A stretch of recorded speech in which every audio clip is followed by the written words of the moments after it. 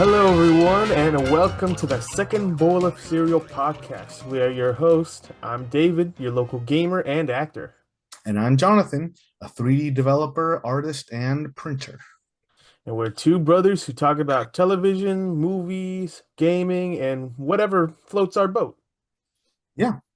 So today, I think we're going to start off the show talking about this particular series that me and my brother have been watching. Yep, So this is a show called Barry. yep, And Barry is not, so Barry's not going to be the focus of today's episode, but it's just going to be a little intro segment. yeah. It isn't an So, animated series like we have yet to do one so far, yeah, right. correct? So this is the Yeah. first live action one that we've talked about in like as part of a segment. But honestly, it's a really good show. We have it's a story about a hitman who decides to become an actor after having a an experience at an improv class, which sounds like a weird kind of concept for a series, but honestly, it really works out, right? Yeah, and right now we're at the third season. We just finished Mhm. watching the last episode of that. And this Yeah, whole so we're show, not gonna give any spoilers, by the way. yeah, no spoilers, but I just want to say that this Mhm. show has a lot of crazy turns that you think things are going to go one way and then they end up going another way. Well, And it's yeah, just a lot big of time. mixing feelings up. And then honestly, like the last two episodes have been like some of the ones with the Of most season three. twists. Yeah. Yeah. Oh man. Characters go through so much growth in that show, or so much changes, right? Some for the better, some for the worse. But ultimately, ultimately there's a lot of gravitas to even like the silliest of characters, right? Yep. Silly's Mhm. characters just going through crazy stuff and then crazy serious stuff. Yeah, yeah. And then like the way season three ended, like we were literally talking about it right before the Hmm. last few minutes of the last episode. We found out we were Mm, watching the final episode. yeah. And honestly, the way it ended, I'm surprised there's Hmm. another season. I thought like everything No, like yeah. it could have There's been bookended there, but Yeah, apparently no, there's it more definitely story. felt like yeah, it had a nice it felt like it wraps up, but not really. Like there's still a lot of questions that we're gonna like not even questions, more just development. And it's gonna be really good. Like one of the other characters is played by Stephen Root, who voices Bill Dauterive from King of the Hill. He was also in Office Space as I think what Yeah. Timmy Walton or Walton. Yeah. Yeah, the stapler guy. He's always like, "Ooh, give me my stapler." I was told that I could have this room. Also, another really good actor is Anthony Carrigan, who plays NoHo Hank. Right? No, Hank. Yeah, he's so Uh, good. He's hilarious. He's a Chechen mobster, yep. but with like it's hard to say. I want to say heart of gold, but like he's also kind of evil, right? Yeah, like he has a strange moral compass that he seems very much Yeah. like a nice guy. Right, yeah. He seems like he'd be super nice, but like he's very comfortable with at least his life, right? Yep. Even though there's a few times where like it seems like he regrets it, he doesn't really commit to that, right? He stays to Hmm. you got to see it. But Yep. then Henry Winkler, like I said, Fonzie, he's playing Bill Hader's acting teacher, so he does really great Hmm. performances, right? Mr. Kusino. Mr. Kusana, yeah, Gene. Yep. He was also in Arrested Development as their lawyer. So, That's uh, right. He was yeah, their lawyer, yep, wasn't he? yeah. Sarah Goldberg, who plays Sally Reed, she also does a really good job. She has there's a lot of monologues from a lot of characters, but hers Yeah. really stand out a few of as like there's just a lot of really good acting chops in this series. Yeah, she really tries to be like a character who's like feels very real Mm, about the what she puts into her work mm, and is like crazy the things she ends up doing yeah. throughout the show that causes like, wait, what? Right? Yeah. Oh You man. gonna do this now? Yeah. And like there's so many scenes that are just super serious, but like then there's just immediately followed by like a gut busting laughs. Yep. They really blend in and like just zigzag comedy and thriller and just drama really well. Yeah, there's quite a bit of death and blood going That's around. true. Yeah, it's a very dark show. Don't get Yep, it he's a twisted. hitman and he's He is. Mhm. super skilled. But this is on HBO Max, so kind of expect it to be a very adult show. Yep. There's also Darcy Carden, who plays Natalie. She played Janice in The Good Place. If anyone's seen The Good Place, Yeah. and very good show as well. Yeah, she Yeah, brings some nice side character action there. she does. She's one of the big twists. Well, the some semi big twist. Yeah, no, But yeah, I don't even know if because I'd call her a twist as much as well. I guess if it's a twist that if you wouldn't expect her character to develop, that way, yeah. yeah, exactly. Yeah, I guess so. In that case, definitely. Yeah. I was surprised when she Hmm. ended up having that good thing going on. Yeah, yeah, that thing that we're not going to talk about the thing, Yep, the right? But thing. let's Yep, just say that. thing, and then yeah.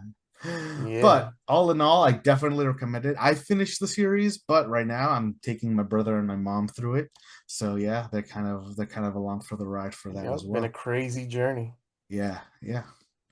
But yeah, so hopefully we'll take that further and we'll report back on how they felt about the ending to Barry because it is a very, very, very big finale, kind of like a big climactic thing. It's not over the top or anything, but it's one of those like it felt perfect. Like it felt like they knew where they wanted to take this and they took it to the fourth season because that's what they had their plan. They didn't extend it beyond and they didn't get rushed to make an ending. At least it didn't feel like it. Yeah. How long do you think the show is in total? There's 4 seasons, right? How Yeah, many four episodes in seasons. each? I believe 12 episodes in each, maybe give or take Mhm. a few. I think there's 32 episodes in total. All right. Do you think when we finish it next time we'll include spoilers, or do you think Um, just maybe. keep it spoiler free I till then? mean, we'll probably honestly maybe it'll be the show that we dip our toe into live action for if Yeah, we want it to do could a be. full-fledged episode. Yeah, I would definitely be down because there's a lot to talk about that show. Yeah. So yeah, I mean like a lot of the personalities are also like very big and cartoony. So like even though they're still real, like they definitely have a lot of like flair to them, right? Yeah, the humors can sometimes be a slap to the face, but the Yeah, one that you can laugh at. exactly. Yep. But yeah, so I would recommend 10 out of 10. Go out and watch Barry. Yup, I recommend too. And we're back to the second bowl of cereal podcast. Yup. Yeah. All right, so this episode we're gonna be doing Jonathan's show, Yep. and what show will that be? It'll actually be two shows. Justice Oh, League and Justice League Unlimited. we're doing both the shows. Okay. Yeah, yeah. So So why both the originally, shows? Yeah. yeah, Why both the originally sh I wanted to just do Justice League the first, yeah, just Justice League, and then I would do Justice League on like Unlimited on an separate episode. But after going through the two seasons of Justice League by itself, as awesome as it was, honestly, it doesn't feel as complete without Justice League Unlimited Hmm. because the whole thing is very much well, all right, so let's start by talking about what this series what time period this series came out and kind of the cultural impact it had. So there's this man named Bruce Timm, and he produced a lot of the DC animated shows from my childhood and through I think a lot of yours too, even if not as maybe they were a little bit after your or before your time, but I Hmm. think you definitely cross over. Like, I mean, Teen Titans, I think, was also. I don't think it was directly produced by Bruce Timm, but it was heavily influenced by the designs, even though it took more of an anime tone. But Yeah. but yeah, so this originally came from the merging of two separate shows: Superman the animated series and Batman the animated series, as well as the new Batman adventures. Ah. Yeah, so both of them were pretty good shows. Not, I mean, no, Superman was a pretty good show. Batman. That was the GOAT. That was the Oh. the quintessential depiction of that character. And like I don't even think I'd be that off to say that even the Superman show was also the quintessential depiction of that character, right? What? Like we've Yeah. seen. I'm sorry. Yeah, I was gonna say, what makes them so quintessential? Yeah. What So are their best aspects in their shows? it was very much. It wasn't. It didn't feel kind of dated, right? Even though they were very old shows, rewatching them felt kind of like putting on a little pair of gloves where Hmm. yeah, sure they don't have like smartphones or like heavy use of the internet, but that technology, just regular phones still existed. They did have a lot of computer research type stuff, but none of that really like played a big part of the stories, right? The stories themselves were pretty timeless. They set a very they kind of had they had very similar art styles, but they were also very distinct from each other, right? Like Superman had a very bright and cheerful kind of retrofuturism for the city of Metropolis, whereas Batman was a lot darker since he was mostly working in the night. Gotham was more run down and gothic, right? Yeah. Do you think the shows took place at the same time, or do you think like Well, definitely. I mean, those shows themselves crossed over at least three times, I believe. There ah was yeah, there was one where Batman comes over to Superman's show. One where and yeah, he dates Lois Lane for a bit. Yeah. There's this really cool scene where like they're both discovering their secret identities. But then also there's one where Superman goes to Batman's, goes to Gotham, and then there's just the world's finest full crossover where I think it's in the Superman show. I'm not 100% sure, but it is a 3 episode crossover where Joker and Lex Luthor team up to try to take them down. Um, Very good acting from Clancy Brown as Lex Luthor and Mark Hamill as the Joker, as well as Harley Quinn, voiced by Tara Strong. ah. So they were airing new episodes at the same time? Yeah, they both ran at the same time. Pretty sure Superman Ah. ended before since the Batman had more like Batman had two series, right? They had the original Hmm. animated and then the new animated Batman Adventures. Ah. But the ending of the Superman series directly led into the beginning of, well, not, I wouldn't say directly led, but a lot of the consequences from the Superman show directly tied to events in the Justice League series and even in Justice League Unlimited. Yeah. So you think it could have potentially just been Superman, but then they were like, "Mm, you know what? Let's just bring everyone along for the road." Well, they definitely, yeah, it was definitely a decision of knowing that they, at the end of both shows, they were all already started to bring in a lot of Justice Leaguers, right? Like in Superman, we had Flash come in as well as a Green Lantern, even though it wasn't John Stewart. It was Hal Ah. Jordan, even though they kind of gave him Kyle Rayner's backstory. Hmm. Um, but yeah, like Hal Jordan existed in the Superman show, and we even saw him in Justice League in kind of a background, like everyone knew he existed. He was on Oa during a conference call. But Hmm. yeah, then I'm trying to think who other Justice Leaguer. Um, well, at least those two, right? So they Yeah. knew that they wanted to bring in the other characters. So at that point, instead of trying to give them their own separate shows. They kind of just merged them all into Justice League. So, Justice League, right? This Hmm. show was pretty big. It started with a introduction of the Martian Manhunter. So he was captured by the government and Superman, and he reached out to Superman via telepathy. Superman tries to go and release him, and is confronted by Batman. And then they have a whole mission. Then the other Justice Leaguers show up. So the other characters are we have Hawk Girl, Wonder Woman, John Stewart, Green Lantern, the Flash. So let's actually go through the cast because the cast they're pretty popular, pretty well known. All of them have pretty big resumes, and I think you'll recognize a lot of their work. Well, you gotta when you got a group cast as big as the Justice League, right? Right? So let's start with the tippy top of the iceberg. Kevin Conroy, Batman, the only Hmm. voice that I hear when I read any Batman related comics or media or anything that I'm like, okay, this is something that they're not giving a voice to Batman. In my mind, it's Kevin Conroy. Yeah. So he's been the voice of Batman for a lot of the animated works, a lot of the movies, all the animated series. He was also in the Justice League action as well, reprising Batman. Even in some of the ones where he's not Batman, he'll do a cameo. Like I believe in Brave and the Bold, they brought in Kevin Conroy, and I think also the person who voiced Batman in in the Batman. I don't know if you remember that one. Hmm.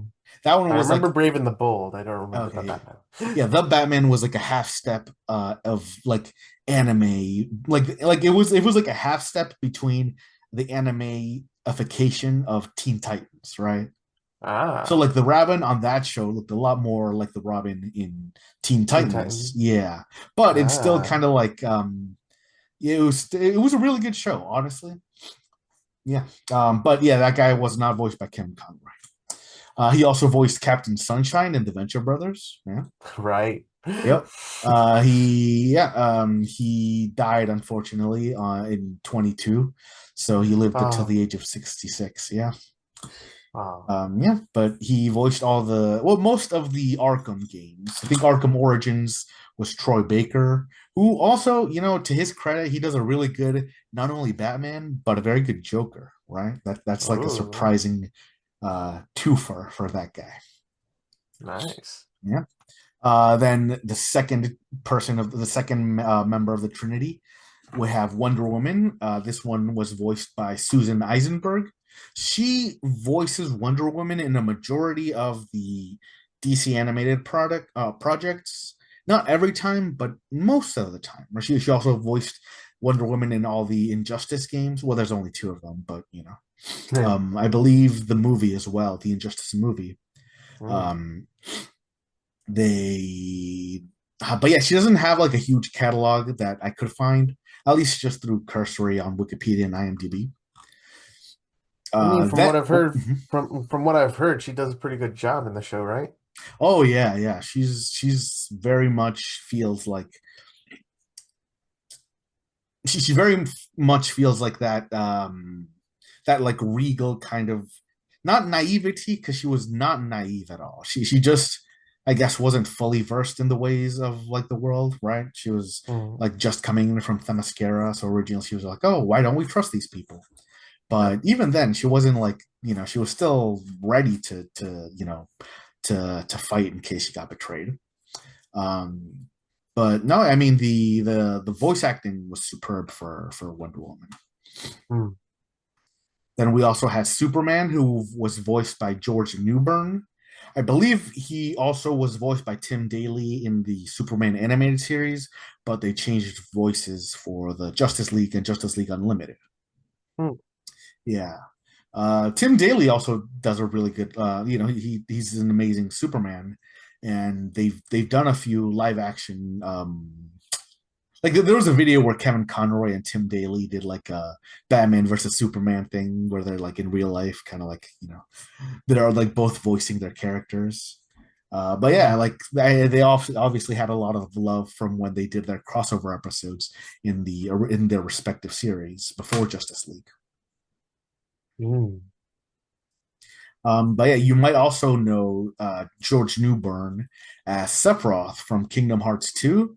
And Ah, not only did they really like him for Sephiroth in Kingdom Hearts 2, that after Kingdom Hearts 2, they introduced him or they incorporated him as the main Sephiroth voice actor for the Final Fantasies going forward.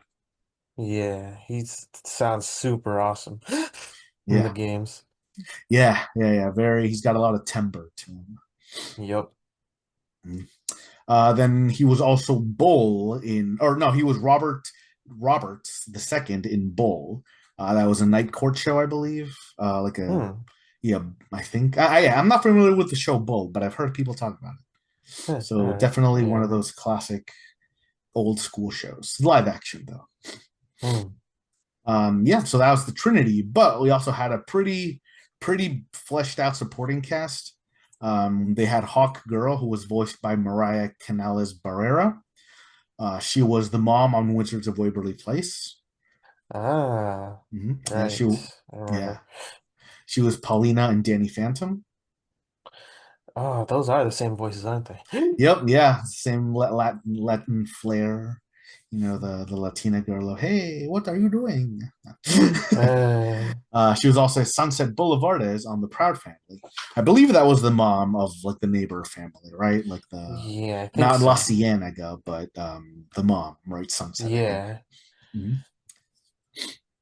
And there was Green Lantern, and boy, this guy, he is everywhere. All right, get ready for this roster because this guy, Phil Lamar, he voices Ah, yep, voices not only Green Lantern John Stewart, but Static Shock, Samurai Jack, yup. Hermes Conrad from Futurama, Wilt from Foster's Home for Imaginary Friends. He voices Bolby and Jimmy Neutron, Boy Genius, the series, Ah, right? Yeah, he wasn't the movie. that's crazy. Yeah, yo, he did the That slap, slap, slap, voice. clap, clap, clap, slap, slap, slap. To Yep. think of that, and then the John Samurai Stewart. Jack, Oh yeah, also yeah, yeah, Samurai Jack. and John Stewart, such Yeah, crazy different for corners real. of acting. Yeah, he's got range. Oof. And then live action role, he also played Marvin in Pulp Fiction, which I don't know if you Ah, ever see Pulp Fiction, but there was a pretty famous scene where he was young in this movie. So he's the kid in a car and he gets his head blown off. So, oh, really good okay. movie. Yeah. Well, I'll try to forget that the next time I'm like, Yes. you know what? I'll finally watch I Pulp mean, Fiction. the spoiler alert for Pulp Fiction is The gone. kid's head blows. That doesn't get a spoiler alert. Uh, All right, then John Jones, who was the Martian Manhunter, he's voiced by Carl Lumbly, who, if you don't recognize the name, he was also Anasi from Static Shock, which is when he went to Africa. He met like this ah, spider-based superhero, not like Spider-Man spider powers, but I think he had more like illusions kind of powers. I think he also had maybe like gravity type powers. I don't know if gravity, but like he could stick to walls, because of a spider thing. But whatever like, spiders can do with gravity, he could well, do I that. mean, no, because like it wasn't. He didn't like crawl on the wall. So he just straight up walked on it, like if he was walking Yeah. on the ground. But what if he was making the walls walk on him? That could also be it. Yeah, It's gravity right there. yeah, gravity. You know what? Touche. You convinced me. He's Uravity from My Hero Academia. Same guy. She was voiced by Carl Lumbly, I believe, too, right? No, but she's also Martian Manhunter's father in the live-action Supergirl show, and more recently, he plays Isaiah Bradley, who was a secret Cap in the MCU. Oh. Yeah, so in the MCU, during Falcon and the Winter Soldier, we find out that after they made Steve Rogers, they were able to successfully inject a version of the super soldier serum into Isaiah Bradley, who then went on a bunch of secret missions for the government, and they just kept him locked up. And because he was black, they kind of just tossed him aside, ran experiments on him, and then forgot about him. Wow. Yeah, and then he has That an he was in has which show? in Falcon and the Winter Soldier. Ah, Mhm. okay. And then he also shows up again in Captain America. He has a really great role. Captain America: Brave New World, I think. Ah, okay. Yeah, I think that movie was okay. It wasn't amazing. Obviously, Harrison Ford did a great job as the Red Hulk slash Mm. Thunderbolt Ross. Even though I don't know how I feel about that recast, right? Because Hmm. I don't know if you know the actor for so the actor up until that movie had been the same for Thunderbolt Ross since Iron Man, the first Iron Man. He had been in not every single movie, but he had been in pretty much every movie, including the first Hulk movie. not the first Hulk movie, but the Hulk movie that was the first one that gets included into this MCU, right? Yeah. Yeah, he played like he did a cameo. I think yeah, I think it was either a deleted scene or just straight up the end credits of the first Iron Man scene, where Thunderbolt Ross comes into a bar and says, "Hey, Iron Man, we should join the Iron Man team," or something like that, or you should join the government. I don't know. It was something like that. Or no, I think it was at the end of Hulk, where nah, that would have been a deleted scene where if Tony Stark shows up at the end of Hulk. Either way, one of those two happens. They're both inside of those movies. But yeah, like I kind of did want to see him become the Red Hulk, just because the actor had like he did a really good job playing Thunderbolt Ross throughout that whole time. But I also understand that maybe no, you know what? I don't fully understand. I don't know other than just like the name draw of Harrison Ford, and they also shaved his mustache. Like, come on, that's an iconic piece of the character. Imagine that Hulk with a mustache. Could you Well, no, even that's the believe thing. The such a Red thing? Hulk doesn't have a mustache. But like what it's when he turns into the But Red they Hulk, the mustache gets absorbed or something, that's insane. right? So Bad like, writing. Bad writing. yeah, bad writing for them to cast Harrison Ford. No, he did fine. Yeah. Yeah, I mean, it was a decent enough movie. I hope they do more with Leader. But yeah, let's not do any spoilers for that movie. True. Yeah. All right, so next What person. a, Oh, who's Marvel even? Marvel yeah, even. nah, this isn't time for This Marvel. This is episode doesn't DC. Come exist. on. Doesn't exist. Exactly. There's only one universe here in the DCU. So, speaking of the DCU, this person has played various characters in various DCU properties. This character, Flash, was voiced by Michael Rosenbaum, who also played possibly the same character in the Teen Titans show. So, let me explain what I mean by that. In the Justice League show, and also Justice League Unlimited, he plays Wally West, not Barry Allen. Um, so he plays the Wally West Flash. And in Teen Titans show, Kid Flash in that version is the Wally West Flash. Both of them are voiced by Michael Rosenbaum. Yeah, Ah. he does the same voice. Like he doesn't like even. I guess it feels maybe a little younger, but even then, like the Flash in the Justice League was pretty young sounding. Yeah. But yeah, he was also a really good character in the Teen Titans. Oh yeah. Mhm. Especially when he came back for the finale. Yeah, right. He came in for the clutch. Yep. But yeah, then we also had he played Lex Luthor in Smallville. Yeah, like a live Oh. action live Lex Luthor. So that's kind of like a funny. It's a bit of a funny thing since in the Justice League, I believe, yeah, regular Justice League, there's an episode where Lex Luthor and Flash switch bodies. Oh So yeah, yeah, I've seen clips of that. yeah, that's it's hilarious scenes. Yeah. Some really good scenes of like Lex using the Flash's powers because he's really smart, but also he doesn't have the experience. But then Yeah. also the Flash trying to bluff his way through being Lex Luthor in front of the team, like the just Injustice gang or something like that. Sounds like a fun episode. Yeah, really good. He also played the dragon in Jackie Chan Adventures, who I believe was the son of Shendu, the Wow. original main villain of the show. Yeah. Yeah, and then also we had Hawk. Oh no, we talked about Hawk Girl. We did Sorry. talk about Yep. Hawker. Yeah. So we had Batman, Hawk Girl, Wonder Woman, Green Lantern, Martian Manhunter, Superman, and Flash. Yeah, I think that's the main that's the main group for the first season, or for the first two seasons of Justice League. All right. But there was also some villains, such as Lex Luthor, who was voiced by Clancy Brown, also has a huge Yeah. resume. I'm sure you'll recognize him as SpongeBob SquarePants. No, in Yeah. SpongeBob, he voiced Mr. Krabs. Yeah. Uh, he was also in Starship Troopers as Sergeant Charles Zim. He was the Harbinger in the John Wick series. He was Dr. Neo Cortex and Uka Uka in Crash Bandicoot. Yeah. And he was Hank Anderson in Detroit Become Human. Oh, Yeah, but Clancy Brown is everywhere. oh yeah. Also, last but not least, we have Mark Hamill as the Joker slash Solomon Grundy. Oh, Yeah, he voiced both of those nice. two. So Mark Hamill, if you don't know, is Luke Skywalker from Star Wars, Yep. famously. But he is also, in the same way that Kevin Conroy is the voice of Batman, Mark Hamill is the voice of Joker. Yeah. He's got the best laugh for it. He's got the best portrayal, best line deliveries.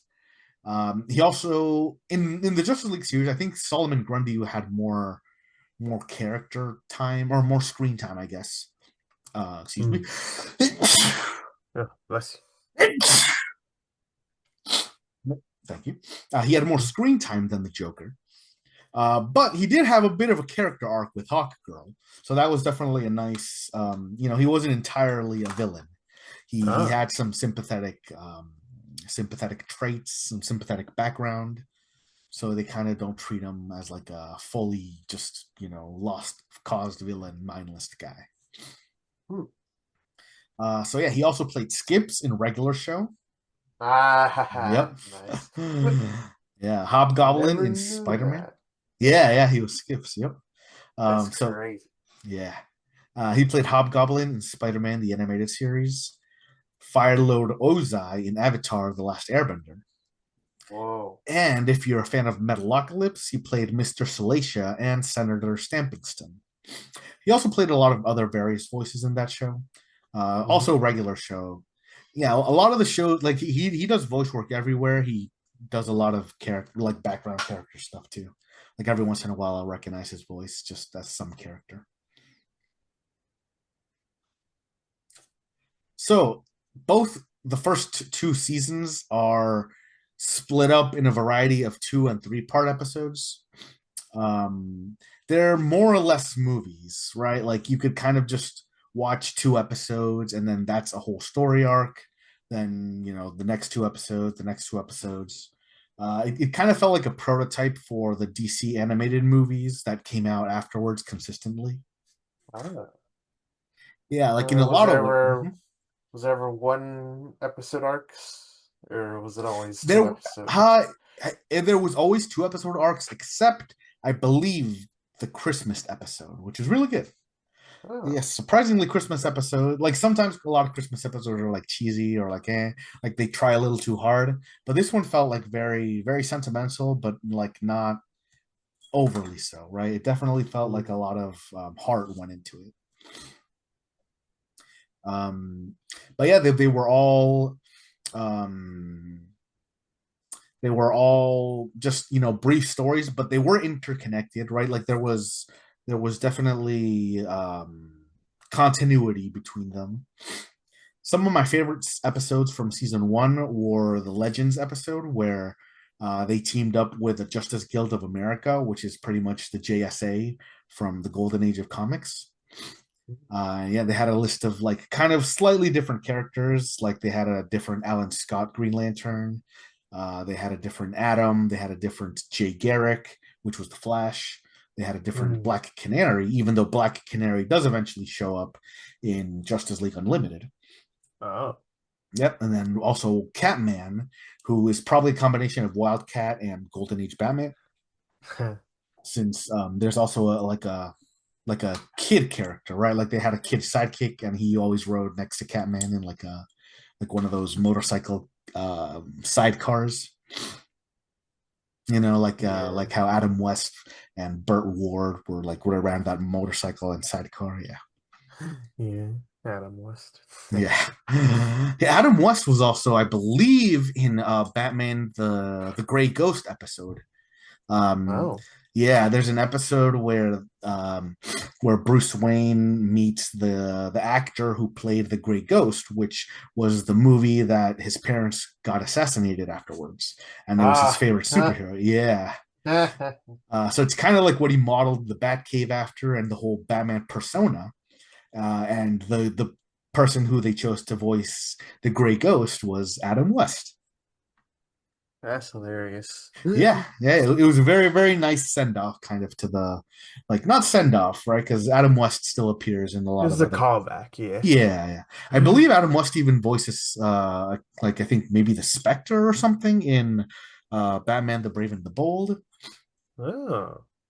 Yeah, but yeah, there's a lot of really good nods to that kind of era for that episode. But really, that was kind of my only like standout episode from season one. Uh, Then in season two, it was very much I would say it was tail like they saved their best writing, or not even saved their best writing. I think they just really grew together as a writing staff, and they kind of like built their own momentum. Because season one, it wasn't bad, but if you compare it to season two, it's pretty weak. Hmm. Well, so what are the best aspects of season two compared to season one then? Well, season two had a lot more like consequential characters, right? They really started leaning more into the intertwining stories. Um, like they really went into the relationship of Hawk Girl and Green Lantern. Like they didn't do like a whole will they won't they. They just kind of like had a few scenes where they did build a relationship, and it climaxed in this huge betrayal and then redemption for Hmm. Hawk Girl. Yeah. And then also Green Lantern, he learns to forgive and to trust. Ah, nice. So it So gets more plot heavy, right? yeah, oh, big time. Okay. Um, Nice. yeah, the first season was really, it felt a lot more kids show, right? It felt very kid Hmm. gloves, kind of like, okay, this is Saturday morning cartoons, right? Have a second bowl Ah, of cereal okay. kind of thing. But no, yeah, season two was definitely felt a little bit more big boy, right? This is like preteens, kind of like, put your childish things behind. Justice League is here. No, but no, they had some great episodes with Tabula Rasa, which is the first episode of the appearance of Amazo. Amazo is a robot who can copy any superpower or any meta powers. So you can imagine what kind Hmm. of trouble that brings for the Justice League. Yeah. And yeah, they kind of develop his character across multiple episodes. Like he's really only the star of two episodes, and then he is a little bit of an overpowered background character, even though, Oh. but like underused, if Hmm. anything. But like they kind of, they bring in they really start building the world a lot more beyond just the Justice League characters. Like they bring in Doctor Fate, who is pretty much Doctor Strange. So he's in charge of keeping the mystical world in check, keeping the balance of right and wrong. But he kind of becomes not in charge of, but he kind of like keeps Amazo once he became like a golden god type figure. Hmm. He like helps him discover his own path. There was also an episode called Only a Dream where everyone gets trapped inside of their own worst nightmares except for Batman. Yeah. So yeah, that one's really good. Batman has Everyone, no nightmares or well, not that, no, he was just Hmm. the only one used to not going to sleep. Ah. Yeah, right. Like everyone else is like, yeah, yeah, like they try to not sleep, but Batman is like pro. Shit. Yeah, so yeah, the Flash got stuck in a world where he is running at top speed, so everyone is pretty much frozen. Superman is stuck in a world where he's just constantly becoming stronger. Um, to the point where he's just destroying everything. He kills Lois Lane, Jimmy Olsen, everyone else. Um, and then let me think, who else?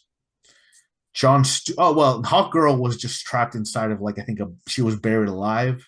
So I think that's like a claustrophobia type thing. But anyway, Hmm. yeah, it ends in a really good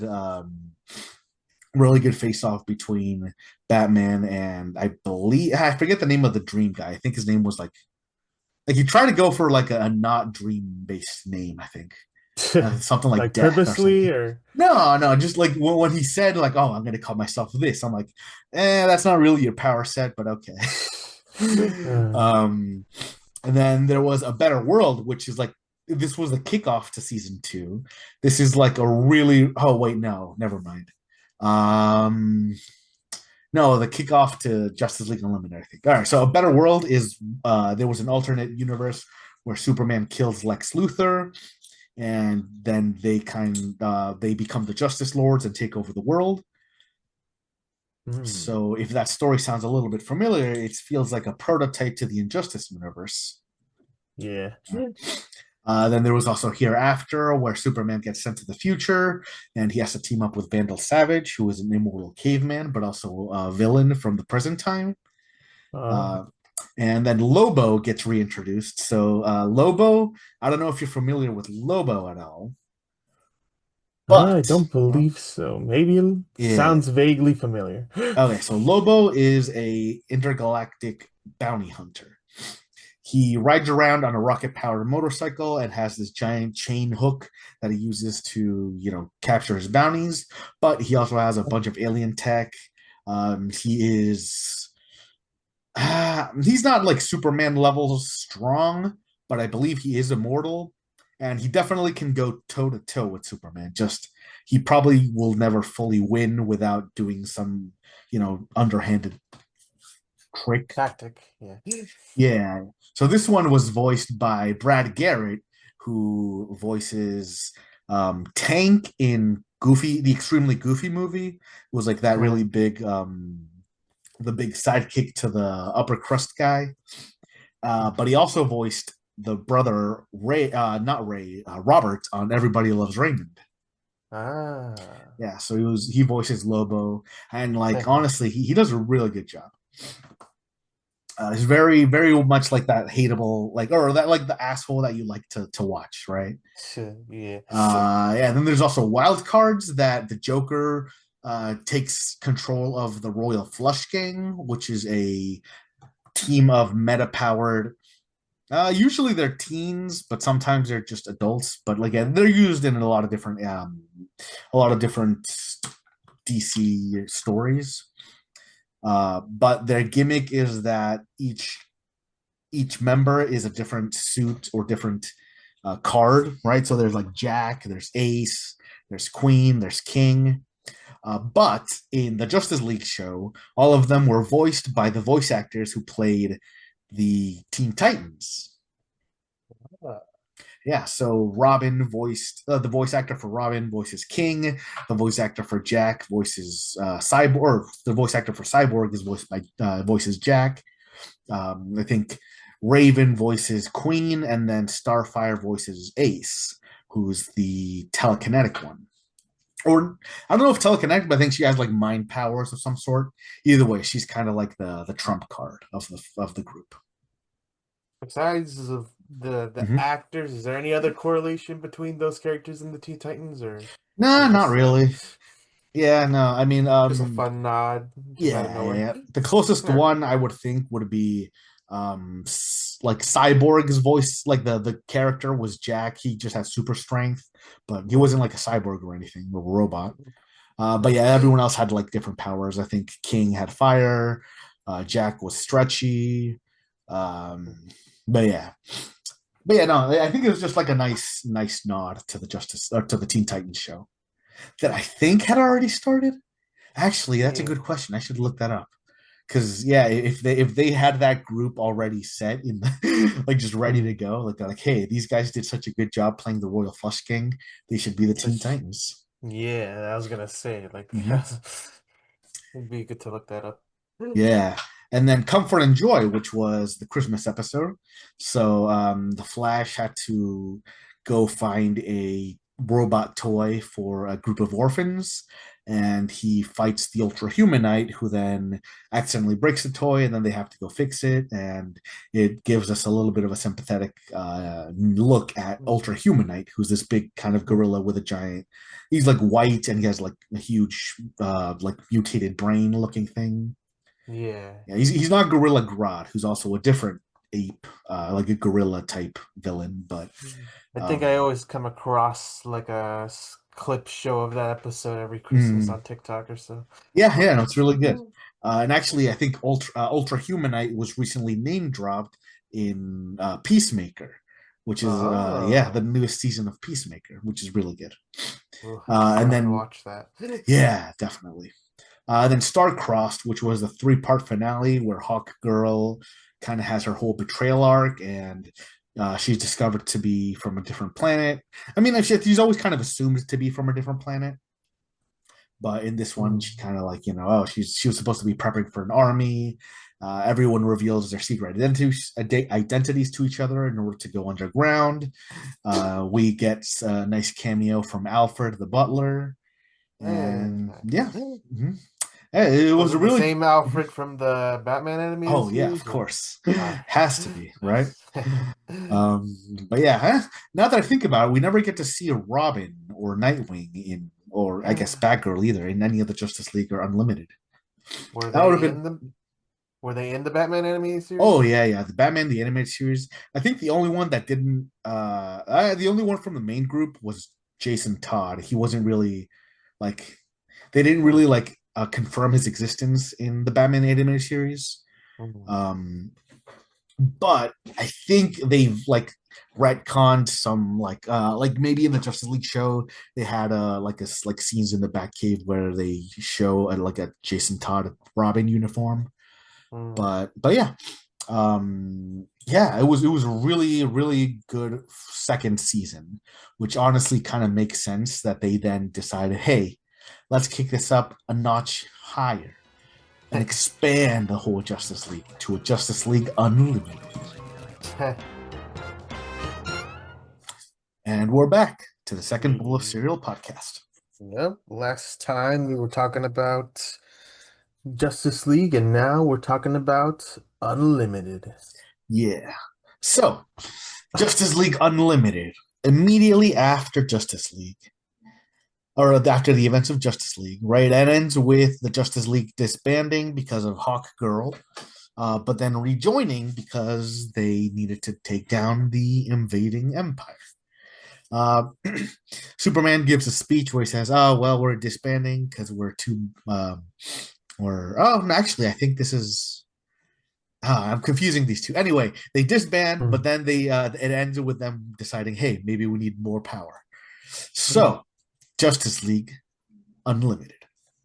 Hmm. Justice League Unlimited starts with an initiation episode that introduces Green Arrow, which, Ah. yeah, if you're familiar with him from the CW series or from the DC Comics, Green Arrow is he's a similar enough backstory, whereas he was a billionaire whose parents died, I think. Except in the case of Green Arrow, he gets stuck on an island, uh, and he has to train himself to become an archer. I think in some incarnations, there he has teachers on the island somehow. I think Hmm. in the CW show they did that. But in any case, he is also a super rich, I think, billionaire, um, and he is a street level hero. So when he gets initiated by John Jones, he gets teleported to the space station. He kind of feels like a fish. Like he decides he doesn't really want to be part of an international level team, right? He thinks that he's not really needed since he doesn't have any powers. Hmm. But they assure him that his specific expertise is needed for the show. For the show, yeah, no, for the team, right? It's not super clear, right? Like, here's the thing: they opened the show by just having a bunch of Justice Leaguers or a bunch of, I guess, inductees, and Hmm. you see a bunch of cameos from a bunch of characters that we'll either never see or we will see. Um, but there are like, I think most of them are canonical. Like all of Hmm. them are actual designs from characters that exist in the DC universe. Hmm. Specifically, one character that I'm thinking of is Vibe, who in the CW Flash show, he was one of the two friends that Flash has, right? Like, Hmm. one of them was going to become Killer Frost, the other one becomes Vibe. So Hmm. yeah, he has a design in the Justice League Unlimited show. He doesn't have any speaking roles, I believe, but he's in a few of the episodes where like they're showing that they need all hands on deck kind of thing. Hmm. Um, but yeah, there's a lot of characters like that that are in the background. They don't really say anything or do anything, but they're nice nods to the actual characters from the comics. So are Mm. there any like original characters in either show from Mhm. the like Justice League and Unlimited? Or are they all characters that were originally from DC Comics? I feel like at least for Unlimited and Justice League, there were not a lot of. I can't think of a single new one, right? Like you're Mhm. talking about how like Harley Quinn was an original to the Batman show, right? Like Yeah, she didn't exist in the comics before Batman the Animated Series. yeah. Um, I don't think so. I'm trying to like a lot of the character or a lot of the arcs are kind of just lifted from the comics themselves. So there's not really a lot of need to create new characters unless they're like amalgams, I guess. But Oh, I mean there's at least a story where Batman or no, where Superman gets transported to War World, which is like the planet that Mongol rules. He's kind of like a Thanos character. He's just an intergalactic warlord, but I don't think he's not as grandiose as Thanos, right? Like Thanos is way more like object or like driven to a single goal. But like Mongol is very much just like, oh, I want to rule everything in a generic sense, right? yeah. But yeah, there's some characters in the background who are, they have speaking roles, but I don't think that maybe they're original to the series.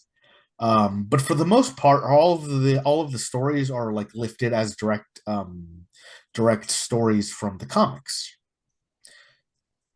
Like So, in like a real anime from manga kind of transition. exactly, yeah, like an anime, yeah, it's the anime manga version. Yeah. Well, I mean, yeah, they definitely do a lot of. They have a lot of because like the titles of the episodes are the arcs from the comics, right? Like there was a comic called "For the Man Who Has Everything" where he fights Mongol, but that's just one episode. But there's they have the Flashpoint, right? But even that episode isn't. It's only more or less a reference to the Flashpoint series or the Flashpoint storyline from the comics, but the story itself is actually pretty different, I think. Mm. But otherwise, yeah, a lot of the story arcs are just not every story arc, right? Hmm. So there was an episode called Kid Stuff, which was really fun, where they all got turned into kids because all of the adults. There was a spell that that sent all of the adults to an alternate dimension. So in order to get back to the regular dimension to help, a sorceress turned the Justice League into kids. Yeah.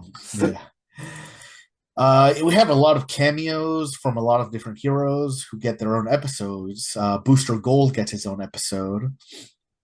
Supergirl gets a few episodes. She actually has a bit of a story arc.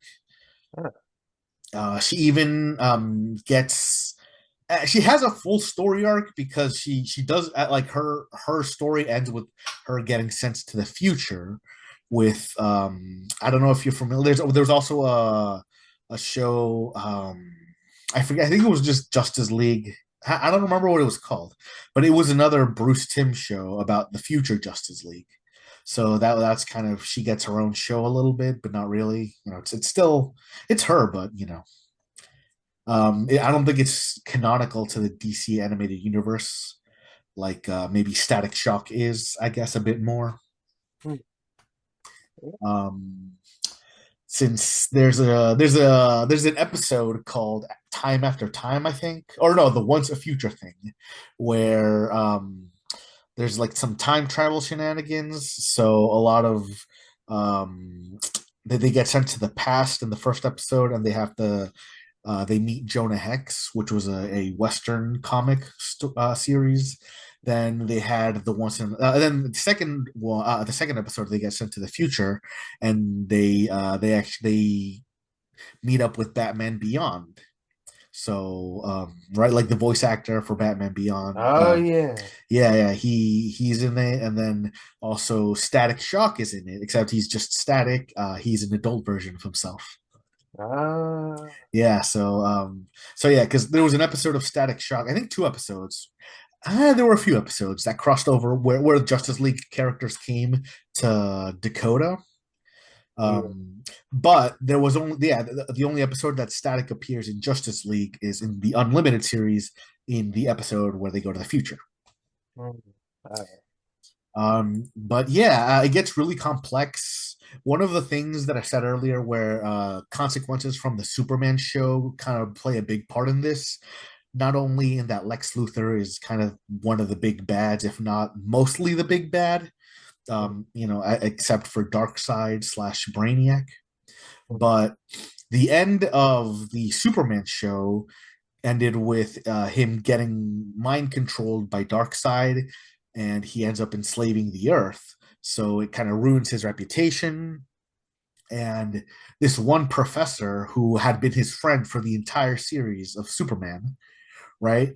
Like every time he needs something studied or analyzed, or he even I think he gives them DNA of his so that they can study it, right? Like he trusts this guy, that they're pretty much friends. Through the whole series, it ends where he had where not mind controlled Clark, but just straight up Superman.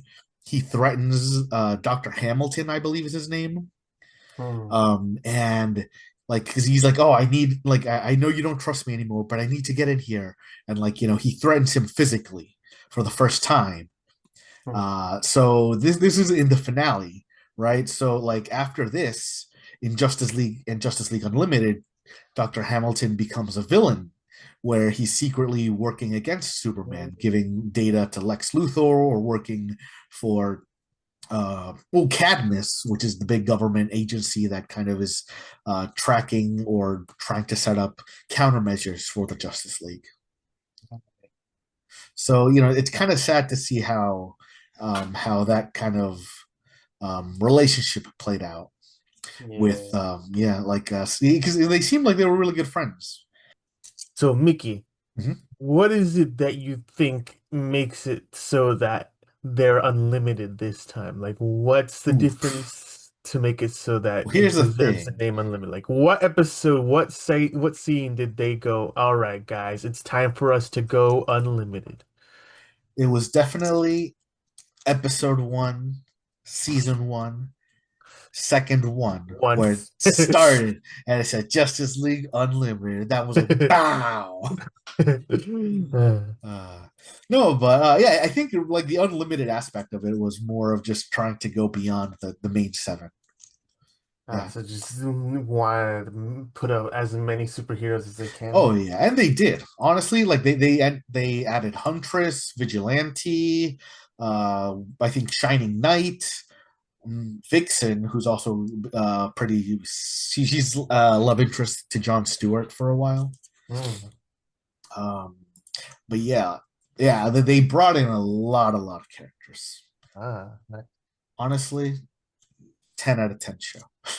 Ooh, nice. Yeah. All right. So thanks again for coming to the Second Bowl of Cereal podcast. We have been your hosts, David. Yep, and Jonathan, except the So other way around. yeah. So join us next week, or sorry, in 2 weeks for our next episode. Leave likes, comments, replies, share this with your friends if you want, if you like the episode. Leave us comments, feedback on what we could do, what other shows you'd like to see. And if you need anything 3D printed or 3D modeled, you can find me on Robot Monkey LLC on eBay or Etsy. And David? All right. I guess until next time, have a Mhm. second bowl of cereal on us. Bye.